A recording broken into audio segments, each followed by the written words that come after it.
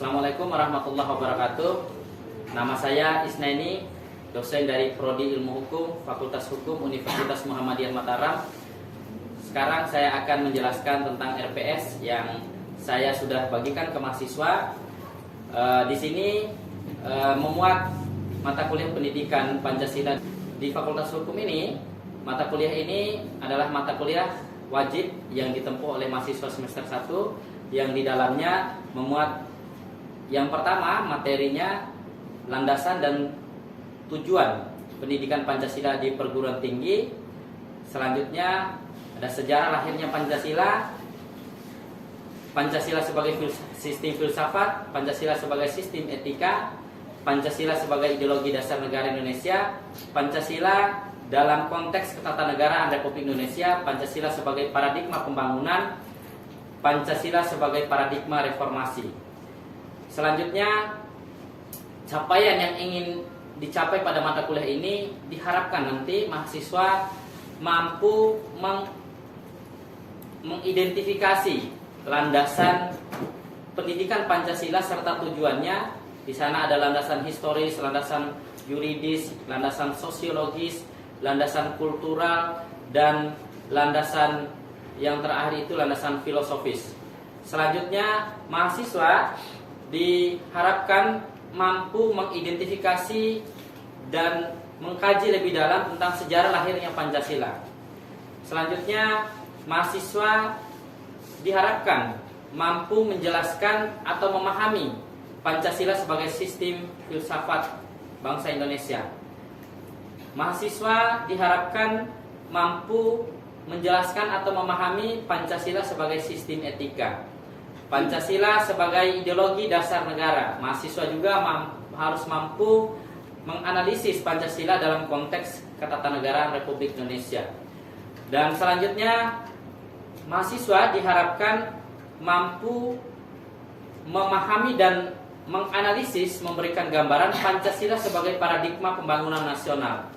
Dan yang terakhir, mahasiswa harus mampu menafsirkan nilai Pancasila sebagai paradigma reformasi.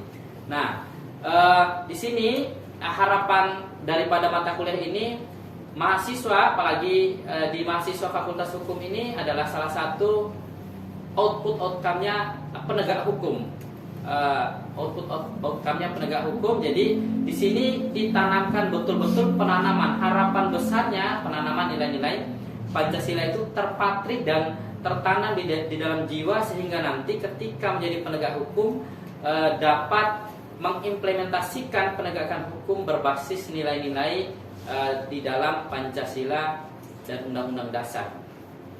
Materi pokoknya ada tadi seperti yang saya sudah jelaskan, ada landasan dan tujuan pendidikan Pancasila dan yang lainnya. Selanjutnya, sistem pembelajaran atau sistem atau metode perkuliahan sekarang karena sudah pasca Covid, sekarang di pertemuan tatap muka di dalam kelas secara langsung, dan di RPS yang sudah saya bagikan ke mahasiswa ada juga di situ metode daring ketika ada sesuatu yang memang mendesak dan menghalangi kita untuk bertatap muka. Selanjutnya, pembelajaran mandiri, nanti ada penugasan untuk mahasiswa, baik penugasan kelompok serta individu. Apalagi ini sekitar bulan 10, dan bulan-bulan ini kebetulan tanggal 1 Oktober adalah Hari Kesaktian Pancasila. Saya biasanya memberikan tugas ke mahasiswa untuk membuat video wawancara dengan mahasiswa, dengan dosen, dengan masyarakat di sekitar tempat tinggal mahasiswa, untuk membuat video apakah masih sakti Pancasila di konteks kekinian. Nah, selanjutnya di metode pembelajaran ada metode ceramah, metode diskusi, tanya jawab, ada telah kasus, ada misalnya ada kasus-kasus yang harus dicarikan solusinya. Ada kasus-kasus karena di mata kuliah Pancasila ini bagus disesuaikan dengan mata kuliah, disesuaikan dengan isu-isu terbaru, dengan perkembangan isu-isu yang kekinian. Dan ada juga kajian literatur. Interaksi antara dosen dengan mahasiswa itu ada dalam proses perkuliahan, proses pembelajaran di saat pertemuan, ada juga interaksi di grup WhatsApp ketika konfirmasi tentang tugas dan lainnya. ada juga interaksi tentang penilaian proses perkuliahan. Interaksi pada saat UAS, ujian akhir semester, dan UTS, ujian tengah semester. Sistem penilaian mata kuliah ini, penilaian mulai dari kehadiran, partisipasi, keaktifan, dan sikap mahasiswa itu diberikan bobot 30%, dan nilai tugasnya itu ada 20%, sedangkan nilai UTS-nya 20% dan nilai UAS-nya 30%. Jadi akumulasi nilai ini, nilai dari partisipasi, keaktifan, dan lain sebagainya, tugas, UTS, dan UAS ini sampai totalnya 100%. Mungkin itu saja penjelasan singkat rancangan atau rencana pembelajaran semester selama pertemuan 16 kali dengan mahasiswa. Oke, bismillahirrahmanirrahim. Assalamualaikum warahmatullahi wabarakatuh. Waalaikumsalam warahmatullahi wabarakatuh. Selamat pagi, salam sejahtera untuk kita semua. Salam bahagia dan salam sehat. Alhamdulillah, kita di pertemuan ini pertemuan kedua setelah pertemuan pertama minggu lalu membahas tentang landasan dan tujuan pendidikan Pancasila di perguruan tinggi. Nah, selanjutnya sebelum kita memulai pembelajaran kita pada pagi hari ini, mari kita berdoa menurut agama dan keyakinan kita masing-masing. Semoga Tuhan Yang Maha Esa, Allah Subhanahu wa taala, memberikan penambahan ilmu pengetahuan bagi kita semua, memberikan penambahan daya ingat dan daya hafal untuk kita semua, dan semoga Tuhan memberikan keberkahan dan dicatat nilai ibadah apa yang kita laksanakan hari ini. Mari kita berdoa menurut agama dan keyakinan kita masing-masing. Berdoa mulai.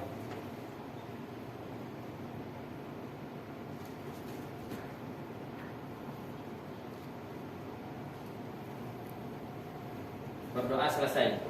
Alhamdulillahirabbil alamin. Puji syukur kehadirat Allah Subhanahu wa taala yang dimana telah memberikan limpahan kasih sayangnya kepada kita semua sehingga kita dapat melaksanakan aktivitas seperti biasanya. Banyak sekali nikmat, banyak sekali hidayah, inayah, dan karunia yang telah diberikan, mulai dari kita bangun tidur hingga kita tidur kembali.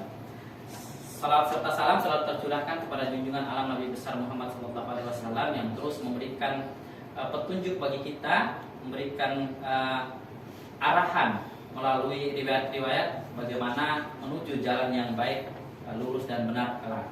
Saudara-saudara semuanya, untuk merefleksikan pembelajaran kita di pertemuan minggu lalu tentang visi misi pendidikan Pancasila di perguruan tinggi. Dan masih ingat visinya? Visinya itu yang pertama, terwujudnya kepribadian sivitas akademika yang bersumber pada nilai-nilai pendidikan Pancasila. Nah, ini yang perlu kita pahami, visi daripada pendidikan Pancasila di perguruan tinggi untuk membentuk karakter kita semua, apalagi kita ini adalah mahasiswa atau masyarakat yang paham tentang hukum, yang paham tentang nilai-nilai norma yang tumbuh berkembang di masyarakat kita. Nanti output yang diharapkan untuk mengimplementasikan di kehidupan yang nyata. Nah, itu sedangkan misi daripada pendidikan Pancasila ini banyak sekali. Ada mengembangkan potensi akademik mahasiswa, itu tertuang di dalam misi psikopedagogis yang ditulis oleh tim Kementerian Pendidikan. Ada yang kedua, menyiapkan para mahasiswa untuk hidup di dalam masyarakat. Di dalam masyarakat ini hidup yang betul-betul utuh kehidupan yang saling menghargai, toleransi, dan lain sebagainya. Dan yang ketiga, membangun budaya berpancasila kehidupan setiap hari itu. Itu misi daripada sosiokultural daripada yang ingin dicapai oleh pemerintah kita melalui Kementerian Pendidikan, dan banyak sekali. Nah, selanjutnya kita akan masuk di materi yang kedua ini, materi tentang sejarah lahirnya Pancasila ya. Nah, sebelum saya menjelaskan, kira-kira ada yang bertanya tentang bagaimana dinamika dan sejarah lahirnya Pancasila. Silakan. Ada yang ingin bertanya? Oke. Baik, izinkan saya untuk bertanya. Perkenalkan, saya Mutini. Di sini saya ingin menanyakan mengenai perbedaan sebelumnya kita pernah mendengar dari berbagai pakar ahli, ada yang mengatakan bahwa hari lahirnya Pancasila itu jatuh pada tanggal 1 Juni 1945. Nah, di sini saya tanyakan apakah perbedaan tersebut yang manakah yang benar dan perbedaan tersebut itu yang benar? Oke, baik. Ini pertanyaan sangat menarik, saudara-saudara semuanya.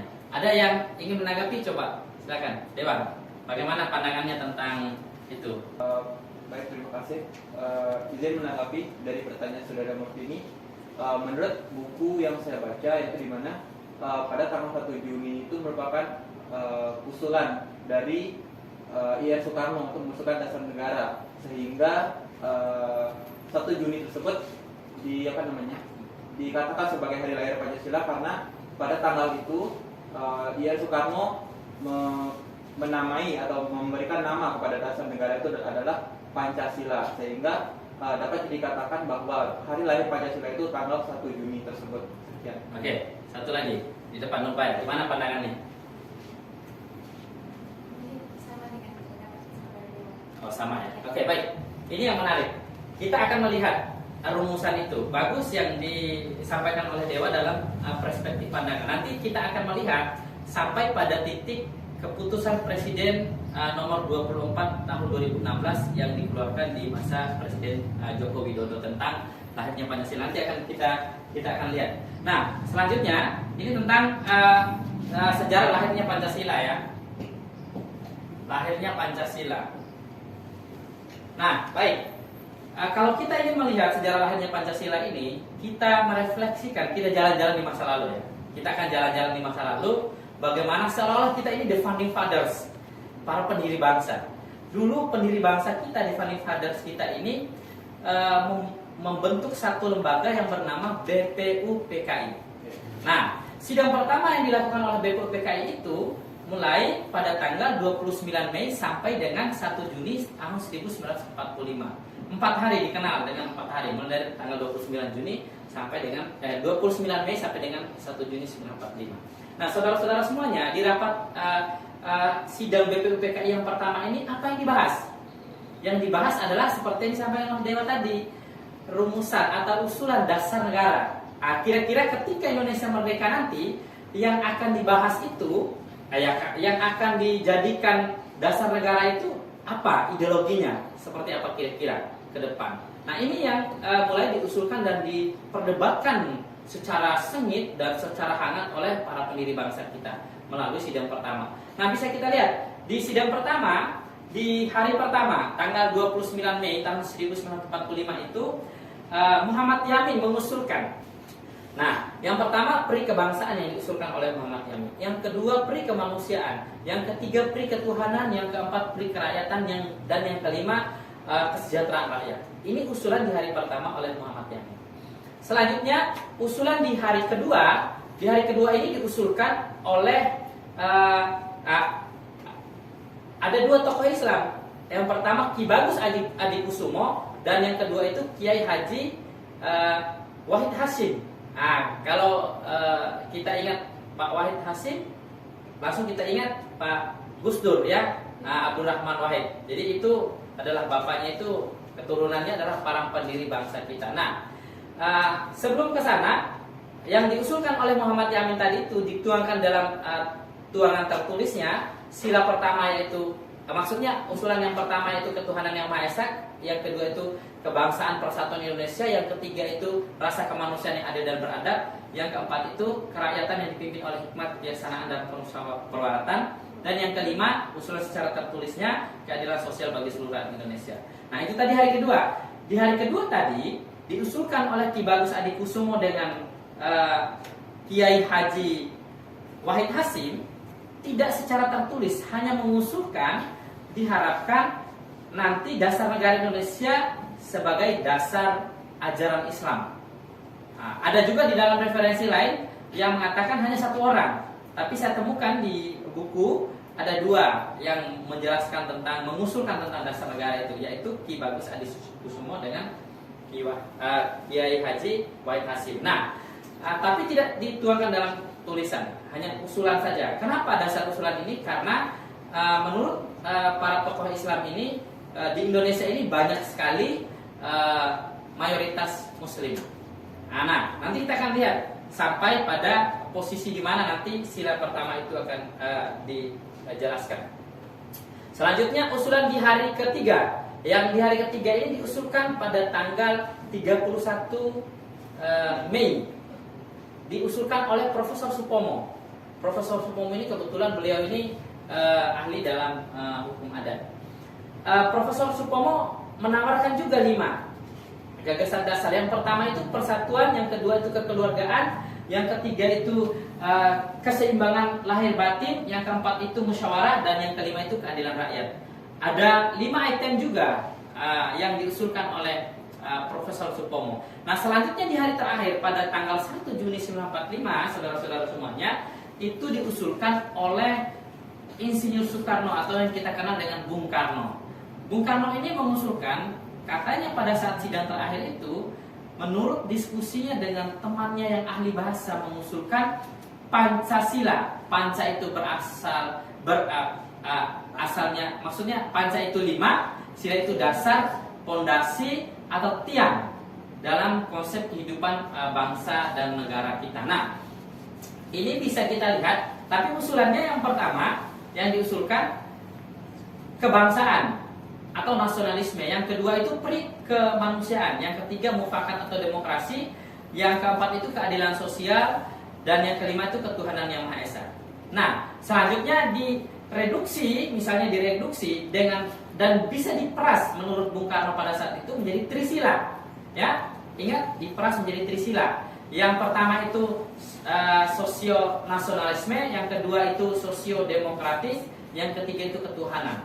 Nah, dan bisa juga lagi diperas dari trisila ini menjadi ekasila, yaitu gotong royong. Makanya misalnya isu-isu kekinian yang Anda lihat di rancangan KIP, KIP itu HIP maksudnya haluan ideologi Pancasila. Ada rancangan undang-undang HIP ya, rancangan undang-undang HIP, haluan ideologi Pancasila, yang menuangkan di situ ada trisila dan ekasila. Maksudnya gagasan pemerintah sekarang itu gagasan itu yang digagas awal oleh Bung Karno. Itu tafsiran menurut saya. Nah, ini dari sini hanya bersifatnya usulan. Bersifat usulan dan belum menemukan titik final, saudara-saudara semuanya. Belum menemukan titik final kesepakatan apa dan yang mana yang harus dijadikan dasar negara. Nah, setelah itu BPUPKI karena tidak ada kesepakatan yang final selama 4 hari ini, membentuk yang namanya panitia kecil yang terdiri dari 8 orang. Awalnya 8 orang dulu, panitia 8 ya. Apa tugasnya panitia 8 ini? Panitia 8 ini yang bertugas untuk mengidentifikasi dan mengkaji lebih dalam tentang tawaran-tawaran atau usulan-usulan yang diusulkan tadi oleh 3 sampai 4 tokoh-tokoh bangsa kita. Nah, panitia ini di dalamnya diketuai oleh Insinyur Soekarno, terus itu ada Muhammad Hatta, ada Kiai Haji Wahid Hasim, Ki Bagus Adikusumo, dan yang lainnya. Termasuk ada Muhammad Yamin di dalamnya. Nah, setelah itu panitia 8 ini ditugasi untuk yang pertama meminta selekas-lekasnya atau secepat-cepatnya Indonesia merdeka. Yang kedua tentang dasar negara itu tadi yang belum final. Yang ketiga masalah unifikasi dan federasi. Dan yang keempat itu ada masalah bentuk pemerintah dan kepala negara.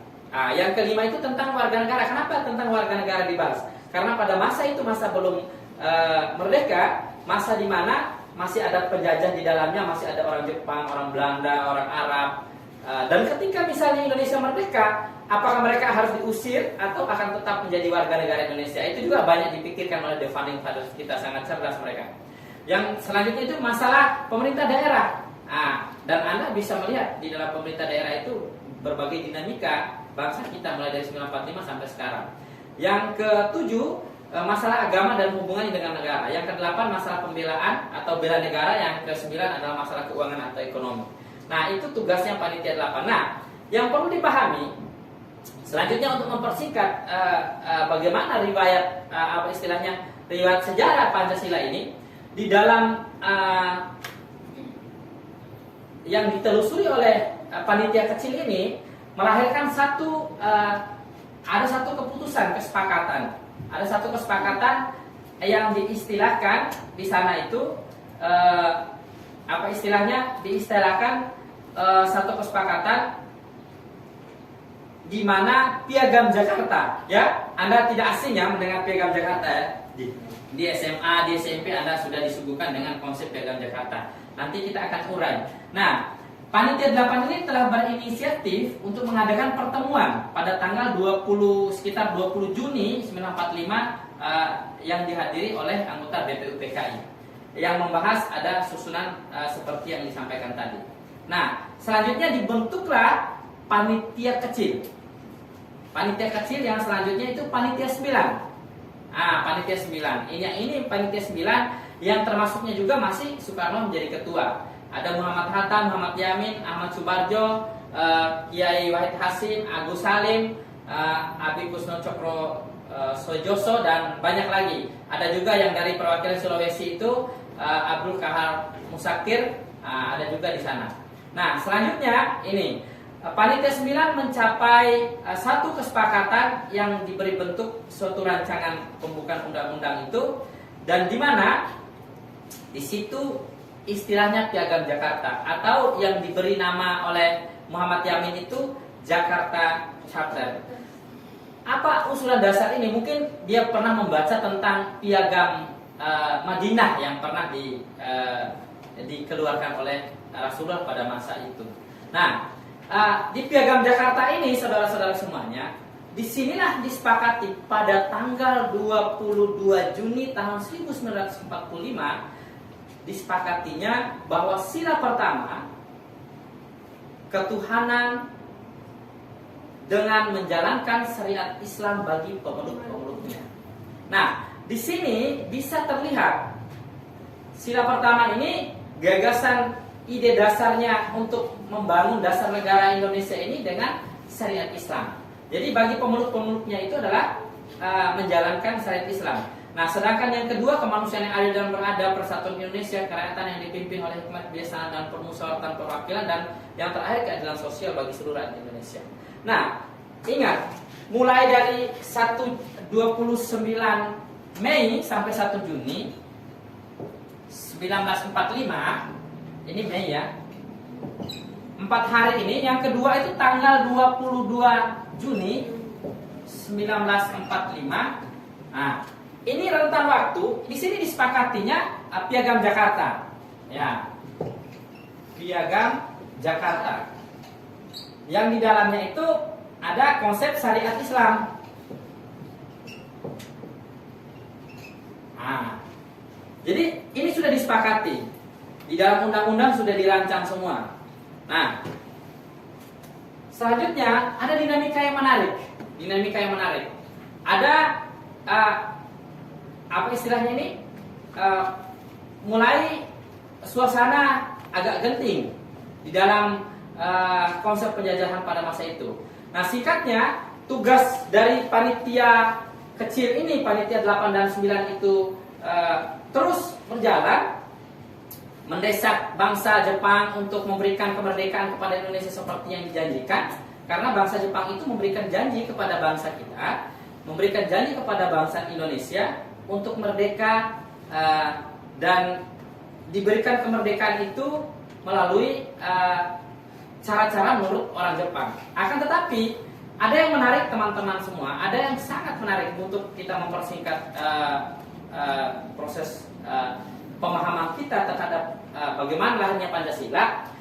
Ada yang sangat menarik yang di sini. Ada yang masih ingat bom Nagasaki dan Hiroshima? Tanggal berapa bom itu terjadi? Tanggal berapa? Ayo coba diingat. Ayo, silakan diingat. Ayo, tanggal berapa? Bom apa yang pertama? Ya? Ya, bom atom. Tapi bom apa? Di kota Hiroshima. Oke. Pada tanggal berapa? Tanggal 6 Agustus. Di kota Hiroshima dibom dijatuhi bom atom oleh sekutu yaitu Amerika Serikat. Dan selanjutnya 3 hari setelah itu, selang tanggal 9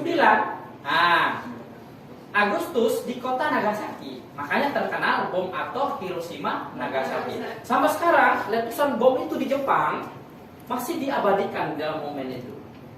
Dan masih, kalau Anda jalan-jalan ke Jepang nanti akan melihat, atau Anda lihat di YouTube bagaimana kondisi Hiroshima dan Nagasaki saat ini pasca bom atom yang dilancarkan oleh Amerika Serikat pada masa itu. Nah, selanjutnya di saat suasana ini sedang genting, pemimpin Jepang itu meminta para pemimpin delegasi kita untuk bertemu, yaitu Soekarno dan Hatta, ada juga Rajiman, menemuinya di Jepang, di Saigon, di Saigon tanggal 10 Agustus 1945. Nah, ini ada diskusi-diskusi di sana, diskusi-diskusi yang sangat menarik, sampai pada titik di mana para pemimpin bangsa kita pada saat itu kembali ke Indonesia. Nah, kembali ke Indonesia pada tanggal 14 Agustus 1945 itu menyerah Jepang kepada sekutu tanpa syarat. Nah, ada di situ istilahnya vacuum of power, kekosongan kekuasaan. Ada kekosongan kekuasaan. Nah, dimanfaatkan oleh pemimpin bangsa kita, singkatnya dimanfaatkan oleh pemimpin bangsa kita mengadakan rapat kilat. Nah, sebelum itu diculik oleh pemuda-pemuda kita, bukan diculik, diamankan ke Rengas Dengklok. Oke, diamankan ke Rengas Dengklok. Nah, terjadilah rapat pada tanggal 16. Rapat ini dilaksanakan di rumah Laksamana Maeda. Di Laksamana Maeda. Rapat pada tanggal 16 itu dibahas tentang bagaimana situasi dan kondisi saat itu, dan harus dibacakan secepat-cepatnya proklamasi kemerdekaan. Sampai pada malam hari ditulis proklamasi kemerdekaan, dan pada pagi harinya jam berapa? Jam berapa pada pagi hari tanggal 17 itu? Jam 10 pagi di Jalan Pegangsaan Timur ya, di Jakarta, dibacakan oleh Soekarno dan Muhammad Hatta yang mendampingi. Sama-sama ya kita bacakan untuk kita ingat dan kita refleksikan proklamasi itu sebagai nilai yang terpatri dalam diri kita. Saya memulai ya. Proklamasi. Proklamasi. Kami bangsa Indonesia. Kami bangsa Indonesia. Dengan ini menyatakan kemerdekaan Indonesia. Dengan ini menyatakan kemerdekaan Indonesia. Hal-hal yang mengenai pemindahan kekuasaan dan lain-lain. Hal-hal yang mengenai pemindahan kekuasaan dan lain-lain Diselenggarakan dengan cara seksama. diselenggarakan dengan cara seksama Dan dalam tempo yang sesingkat-singkatnya. dan dalam tempo yang sesingkat-singkatnya. Jakarta, Jakarta, 17 Agustus 1945. 17 Agustus 1945. Atas nama bangsa Indonesia Soekarno-Hatta. Atas nama bangsa Indonesia Soekarno-Hatta.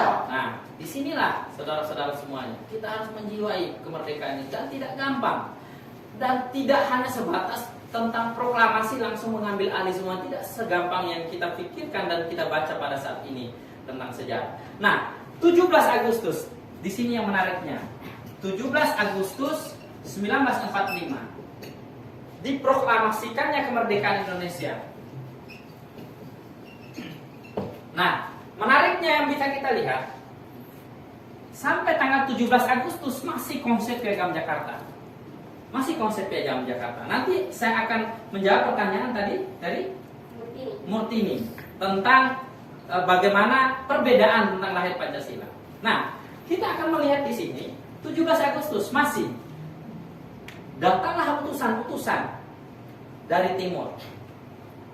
Katanya pada masa itu datang utusan-utusan, termasuk salah satu yang memprovokasi pikiran-pikiran pada masa itu, yaitu ada dari tokoh angkatan laut Jepang, ada tokoh angkatan laut Jepang yang Opsir Kaido yang tidak menginginkan diterapkannya syariat Islam. Salah satunya beliau yang tidak menginginkan syariat Islam itu ditegakkan di negara ini karena katanya dan kata para utusan-utusan yang dari timur termasuk Nusa Tenggara, Bali, Sulawesi dan beberapa termasuk Nusa Tenggara Timur itu yang mohon maaf dikatakan minoritas pada masa itu, minoritas secara agama karena Islam yang terbanyak di masa itu.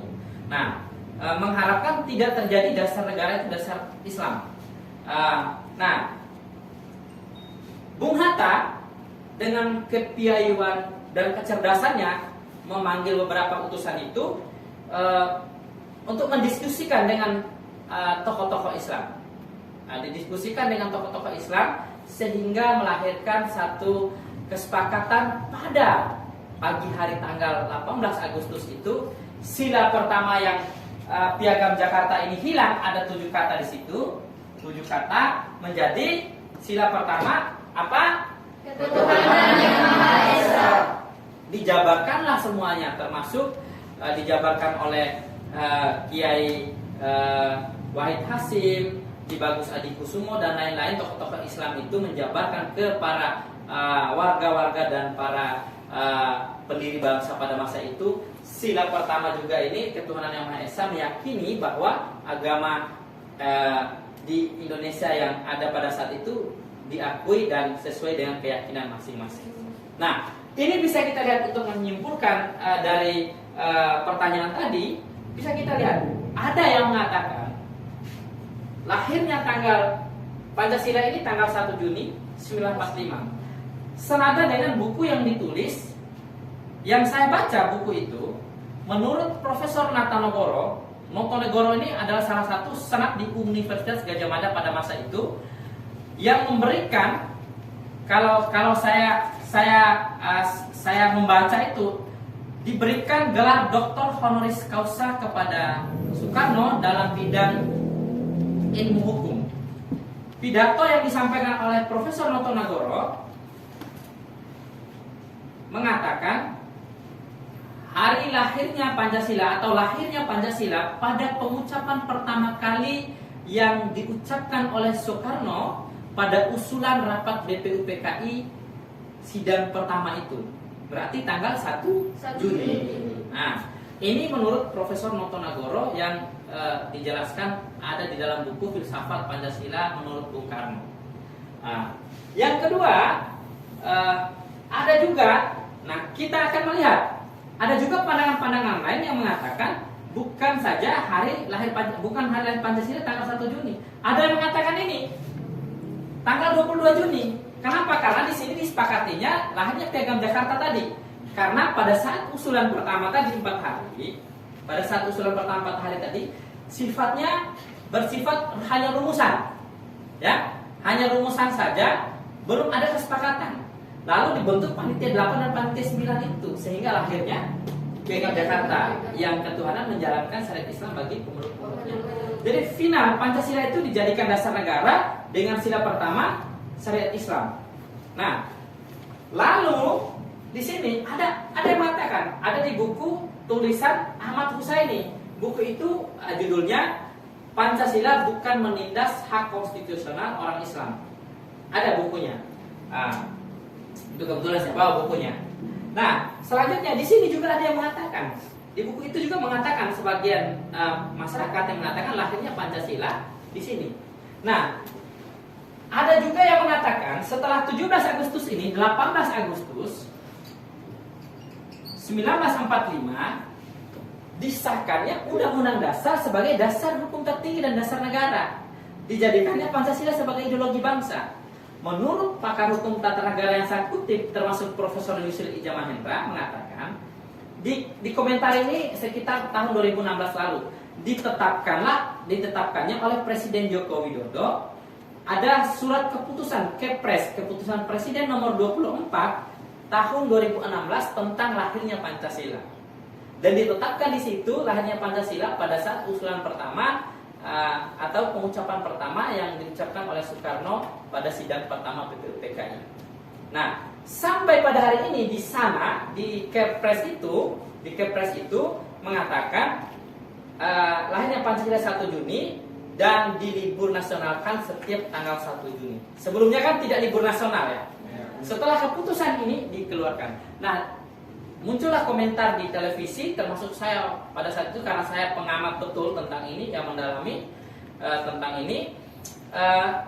Profesor Yusuf Ijal Mahendra mengatakan pemerintah itu salah memaknai, katanya lebih kurang. Lahirnya Pancasila itu tanggal 18 Agustus 1945. Karena menurut beliau, karena beliau pakar hukum tata negara, pakar hukum melihat dalam perspektif hukum disahkannya undang-undang tadi. Disahkannya undang-undang dan dasar negara. Nah, sederhana untuk mengakumulasi ini, untuk menutup pertanyaan tadi dan untuk menutup perkuliahan kita pada hari ini, pada kesempatan ini, saya ingin mengajak kita semua untuk melihat dari berbagai pandangan ini, dari berbagai pandangan tadi yang ditanyakan oleh Murtini, hari lahirnya Pancasila mana yang benar, kita akan melihat secara de facto dan de jure. Ada de facto dan de jure. Apa de jure ini? De facto secara fakta sejarah, fakta historis. Dan de jure ini secara undang-undang. Nah, bisa kita melihat. Kalau kita melihat dalam konteks sejarah bagaimana rumusan Pancasila itu atau rumusan dasar negara sampai muncul kata Pancasila itu secara historis di sidang BPU PKI pertama 4 hari itu di tanggal 1 Juni 1945. Ada juga secara historis di sini juga kesepakatan panitia 89 dan seluruh anggota BPU PKI menetapkannya dalam Piagam Jakarta itu. Nah, secara de facto, secara undang-undang, tanggal 18 Agustus tadi 1945 ditetapkan Undang-Undang Pancasila, batang tubuh dan lain sebagainya sebagai dasar negara kita. Nah, kalau kita melihat dalam perspektif pemerintah sekarang, jelas sesuai dengan keputusan Presiden nomor 24 tahun 2016 tadi menetapkan hari lahirnya Pancasila adalah 1 Juni 1945. Oke? Kira-kira sampai di situ sudah dipahami dan dimengerti. Oke, mungkin itu saja pertemuan kita pada pagi hari ini. Semoga ini bermanfaat dan berfaedah bagi kita semua. Minggu depan kita akan mempelajari tentang materi Pancasila sebagai sistem filsafat. Nanti kita akan cerita-cerita lagi di minggu selanjutnya. Itu saja. Assalamualaikum warahmatullahi wabarakatuh. Selamat pagi. Waalaikumsalam warahmatullahi wabarakatuh.